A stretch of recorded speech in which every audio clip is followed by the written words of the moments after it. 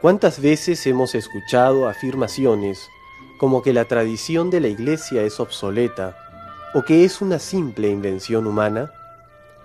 A lo largo del tiempo, muchos personajes han querido con ello desacreditar a la sagrada tradición. Pero, ¿qué es realmente la tradición de la Iglesia? Desde los inicios del peregrinar del pueblo judío, se fueron recopilando y transmitiendo una serie de hechos que originaron lo que conocemos como tradición. Pues mire, la palabra tradición que utilizamos en español viene del latín, del verbo tradere, que quiere decir entregar. Una tradición es algo que a uno le entregan, pero no es cualquier cosa que a uno le entregan. Es, por ejemplo, distinto a una donación. Una donación es algo que me dan para que me lo quede, para que haga con ello lo que quiera. En cambio, una tradición es algo que he recibido, que de alguna manera viene de mi familia, de mi pueblo, de mi comunidad creyente, de la Iglesia, y para que lo aproveche y para que lo transmita fielmente a los que vienen detrás, para que también ellos puedan ser felices sacando todo el contenido que hay en ese tesoro que he recibido. La tradición judía muestra cómo en un principio Dios creó todas las cosas y puso al hombre sobre toda la creación. Pero el hombre, infiel a las bondades de Dios, cae en pecado, originando una ruptura con su Creador, consigo mismo, con los demás hombres y con la naturaleza. A pesar de ello, Dios realiza una promesa de reconciliación y con ella empieza la espera del Mesías. O sea, Dios se revela por amor al hombre y para hacerlo feliz mostrándole los caminos de la salvación. Dios no ha querido dejar al hombre solo, abandonado a sus propias fuerzas, ni en la situación que queda después del pecado original, sino que ha ido entrando en la historia poco a poco, primero eligiendo a un pueblo, el pueblo de Israel, haciéndole unas promesas a los patriarcas, encendiendo en ellos la esperanza de la salvación, y todo eso lo ha ido Dios manifestando para que vayamos conociendo mejor a Dios y para que vayamos conociendo en el fondo qué es verdaderamente el hombre. El hombre es verdaderamente feliz en la medida que responde al proyecto que Dios tiene de él. Y por esto es por lo que Dios se ha revelado. El proceso de la revelación, que va muy unido al de la tradición, es un proceso largo, complejo. Comienza normalmente, es un entramado, van como trenzadas palabras y hechos. La revelación recibida se va transmitiendo, formando así la tradición, que le da vida al pueblo judío desde sus orígenes con Abraham. La tradición es una realidad que está viva de alguna manera. Tiene su origen en unos hechos y en unas palabras, pero va dando fuerza para vivir nuevas circunstancias de la vida que no estaban antes. La tradición para el pueblo de Israel es parte de su propia identidad. El pueblo de Israel es consciente desde su origen, desde su propia constitución como pueblo, de que es un pueblo elegido por Dios. Dios, entre todas las naciones de la tierra, elige a un pueblo para hacerlo depositario de sus esperanzas de salvación, que es a Israel. Esa manifestación comienza con la elección de los patriarcas y luego con un cuidado providente de los hijos de los patriarcas y de los hijos de sus hijos, y cuando ya ha crecido mucho esa familia de aquel pueblo que está en Egipto, Dios no se desentiende de los suyos, sino que acude a salvarlos para ir abriendo los caminos de salvación. Para el pueblo de Israel en el Antiguo Testamento, recordar esos acontecimientos fundantes es recordar el origen y la razón de su propio ser y lo que fundamenta su fidelidad a Dios y su vida en todo momento. La tradición es, pues, para el pueblo judío, una realidad viva que se va desarrollando y planificando durante la historia. La tradición, como todo ser vivo, llamémosle así, ha corrido riesgos. Solo no puede morir lo que ya está muerto. Si por tradición entendemos conservar, como los antiguos egipcios conservaban los cadáveres embalsamándolos, una momia se puede conservar siglos, pero está muerta, no sirve para nada. En cambio, un árbol, desde que es una semilla hasta que va creciendo, hay que cuidarlo, va desarrollándose, va echando ramas, pueden venir heladas, evidentemente hay que proteger ese árbol, a veces pueden venir plagas y hay que tratarlo contra las plagas si queremos que llegue a dar fruto. O sea, todo ser vivo tiene evidentemente peligros que le vienen de fuera. En este caso podría haberlos, no van a matar la tradición porque esa vitalidad que tiene la tradición es la vitalidad que tiene en su origen Dios mismo, que es el que está en el origen de la tradición, pero sí que es un ser vivo que crece, que se desarrolla y que hay que estar atentos a ese crecimiento y a ese desarrollo. La tradición viva del pueblo judío, que tiene sus orígenes en Dios, se constituía por diversas etapas de revelación, pero se nutrió de aquel hecho que el pueblo de Israel más anhelaba y para el cual se había preparado durante toda su historia: la venida del Verbo Eterno, el Señor Jesús. En él se cumplen todas las profecías del Antiguo Testamento que la tradición judía celosamente guardaba, y con él también empieza la tradición apostólica. La tradición apostólica es lo que la Iglesia nos dice que tenemos que hacer, lo que nosotros tenemos que interpretar, lo que nosotros en definitiva tenemos que vivir. De ahí que la tradición apostólica sea la Iglesia misma. No se puede afirmar que la tradición de la Iglesia sea como un aditivo, sea como un collar o una pulsera que nosotros nos ponemos.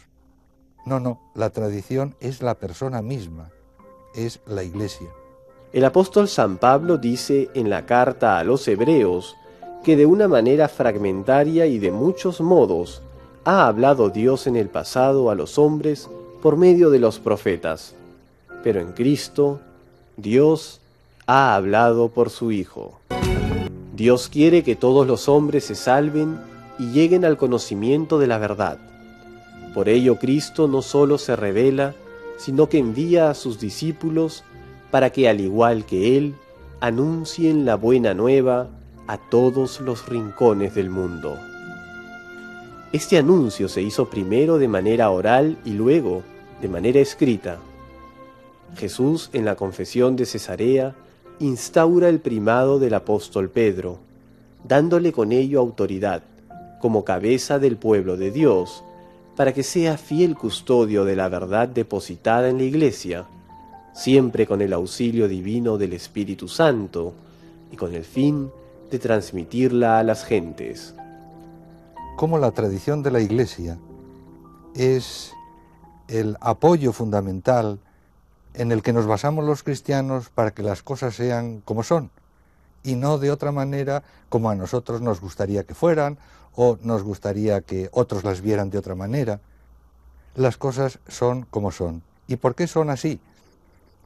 Porque desde el principio Jesús quiso que fueran así. Es cierto que Cristo predica, no escribe. No conservamos ni siquiera una letra de nuestro Señor.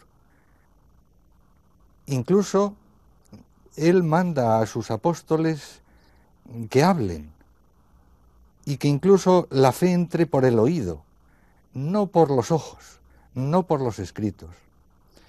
Algunos cristianos piensan que lo primero es la escritura y después la tradición, y no, las cosas no son así. Las cosas son que primero es la tradición y después es la escritura. Tanto esto es así que antes de escribirse, por ejemplo, los evangelios, los autores de los evangelios tuvieron que resumir, tuvieron que concentrarse en lo más importante, en aquello que a ellos les parecía que era como fundamental para la salvación. ¿Por qué les pareció que las cosas escritas tal como las escribieron eran fundamentales? Por el Espíritu Santo. La tradición de la Iglesia, por tanto, es esa forma, esa manera de hacer las cosas bajo la influencia del Espíritu Santo. Parece que es lógico, lo lógico es que el Señor predicara, pues, días, meses, años incluso, no se sabe con certeza si 1 año, 3 años, no más de 3, pero la verdad es que si resumiéramos los 4 evangelios, no darían para más de 15 días. ¿Qué es lo que sucede? Que la tradición, lo que han escuchado los apóstoles, lo han ido resumiendo, lo han ido concentrando en lo que nosotros hoy llamamos escrituras santas. Esta es la importancia de la tradición. Pero es que además, lo que está escrito en esas escrituras necesita ser interpretado. Fieles a Cristo y en comunión con Pedro, los apóstoles van transmitiendo primeramente de manera oral, con su predicación, sus ejemplos y sus intuiciones. Ellos transmitieron de palabra lo que habían aprendido de las obras y palabras de Cristo y lo que el Espíritu Santo les enseñó. Luego los mismos apóstoles y otros de su generación pusieron por escrito el mensaje de la salvación, inspirados por el Espíritu Santo. Tanto la tradición como la escritura se complementan. La tradición interpreta la Sagrada Escritura. Fíjese si será fundamental la Sagrada Escritura, que si no, la tradición no tendría nada que interpretar, nada que comentar. Por eso digo que se complementan. Es verdad que en determinadas circunstancias debemos de apoyarnos en la Sagrada Escritura, porque lo escrito, quod scripsit, scripsit, decían los clásicos. Es decir, se lee, no se puede, fija sus límites. Lo escrito está muy bien configurado, mientras que la tradición tiene los límites de la comunidad. Pienso de todas maneras que la tradición es lo más propio de la Iglesia. ¿Por qué? Porque en la tradición celebramos lo escrito.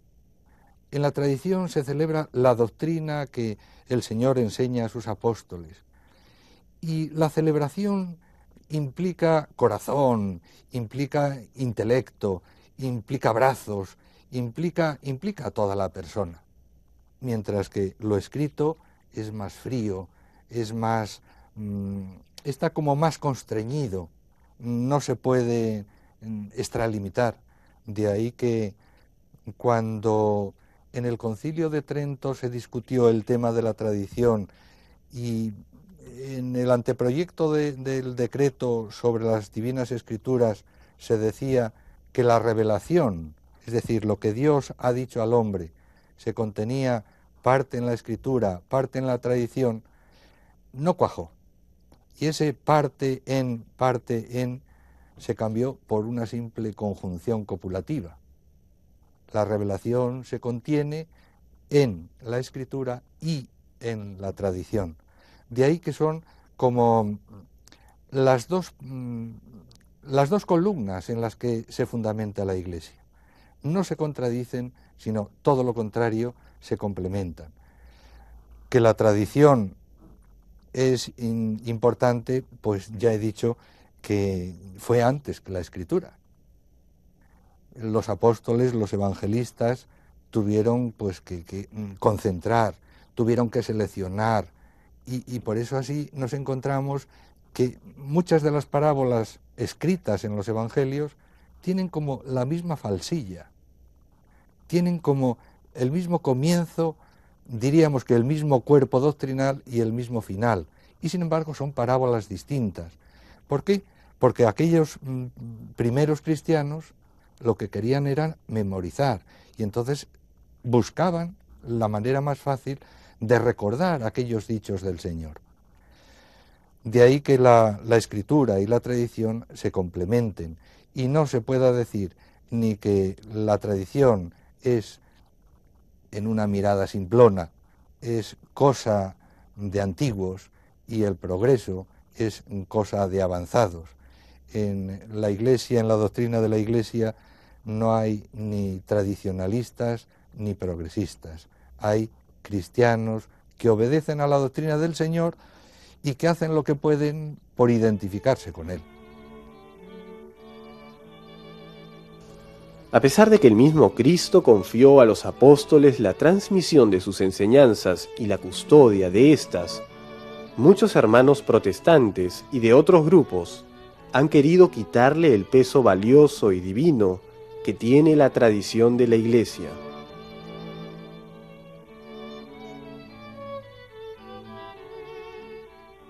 El denominador común de la tradición de la Iglesia es el Espíritu Santo. Para que esa tradición sea auténtica, tiene que estar por medio del Espíritu Santo. Y el Espíritu Santo, como dicen los escritores antiguos, está en la Iglesia. De tal manera que hay un padre de la Iglesia que dice que la Iglesia es el Espíritu Santo. Hay Iglesia donde hay Espíritu Santo. Pensar que la tradición de la Iglesia es algo obsoleto es negar la propia acción de Dios, que por medio del Espíritu Santo sigue acompañando a su pueblo para que pueda profundizar, adherirse y transmitir las verdades que nos trajo nuestro Señor Jesucristo. Quizá en nuestros ambientes existe el problema de tradición-progresismo, como si la tradición se opusiera al progreso o viceversa, el progreso se opusiera a la tradición. No hay tradición sin progreso, ni progreso sin tradición.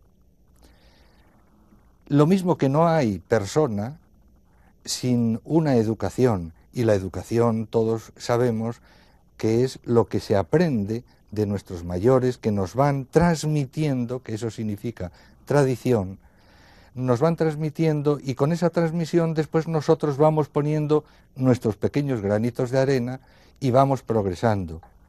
Pienso que quien se estanca en lo tradicional acaba en las cavernas. Pero también tengo que decir que quien se estanca en el progresismo acabará en las mismas cavernas.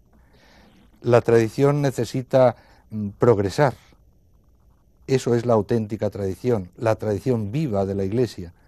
Lo mismo que el progreso también debe de contar con los saberes del pasado para poder fundamentarse bien, sólidamente, y que sus avances sean auténticos, no apoyados en castillos de arena o simplemente de cartón.